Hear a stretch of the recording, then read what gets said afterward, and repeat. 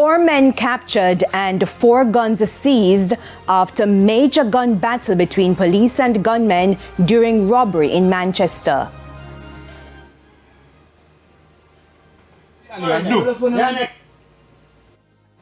The suspects went viral on social media.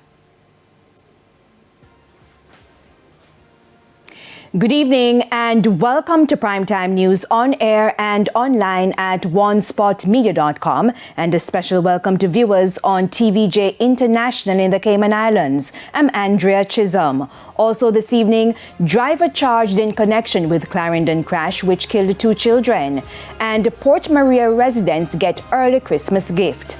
There's also sports and weather in this newscast, so stay with us. Details right after this break.